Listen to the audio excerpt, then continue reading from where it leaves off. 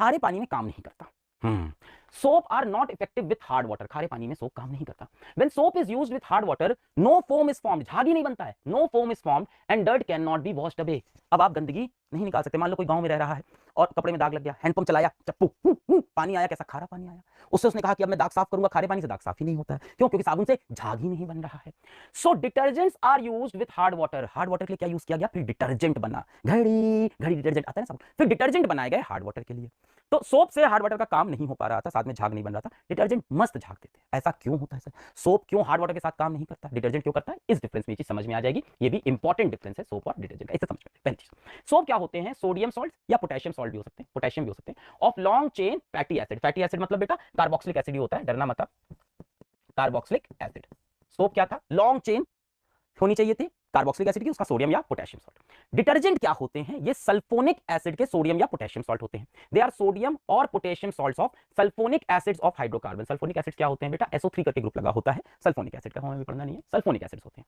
Soap can not be used with hard water, hard water में soap काम नहीं करता। Detergent work well with hard and soft water, detergent दोनों में काम करता है, इसलिए मम्मी देखो घर में क्या करती हैं? डिटर्जेंट का इस्तेमाल करती हैं। ठीक है, आगे पढ़े। क्यों ये हार्ड वाटर के साथ काम नहीं करते? Do not give foam with hard water, भाई फोम नहीं देते हैं, ये give foam with hard water. अब सवाल उठता है फोम क्यों नहीं देते, यही सवाल है भाई साहब। अगर आप देखो हार्ड वाटर के साथ प्रॉब्लम क्या है कि हार्ड वाटर में कैल्शियम और मैग्नीशियम के सॉल्ट है। हार्ड वाटर की प्रॉब्लम क्या है कि हार्ड वाटर में क्या है? कैल्शियम या मैग्नीशियम के सॉल्ट हैं। और बेटा सोप क्या चीज होती है? सोप क्या चीज होती है? सोडियम और पोटेशियम सॉल्ट। अब बेटा ये दोनों जब रिएक्ट करते हैं ना तो एक इनसॉल्युबल प्रेसिपिटेट बन जाता है।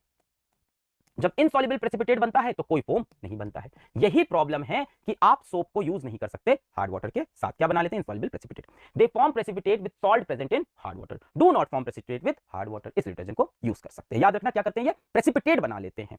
सोप का जो सॉल्ट है, हार्ड वाटर का सॉल्ट है, आपस में जुड़ जाते हैं, insoluble precipitate and no foam is formed. Detergent किसमें इफेक्टिव है? हार्ड वाटर में। वही सब लिखा है, सवाल देखते हैं। CBSE 2023, 2 test tube X and Y with 10 ml of hard water in each. In test tube X add few drops of soap solution. X में क्या डाला आपने? सोप डाला, और वाई में आप क्या डालोगे? डिटर्जेंट डालोगे। ठीक है, दोनों क्या है? हार्ड वाटर है। क्या है? खारा पानी है। ठीक है, shake both test tube for the same period. In which test tube the formation of foam will be more? किसमें फोम फॉर्मेशन मोर होगा? वाई में, क्योंकि वाई क्या है? डिटर्जेंट। क्यों? Reason why? क्योंकि इसमें कोई प्रेसिपिटेट, इनसॉल्युबल प्रेसिपिटेट फॉर्मेशन नहीं होगा।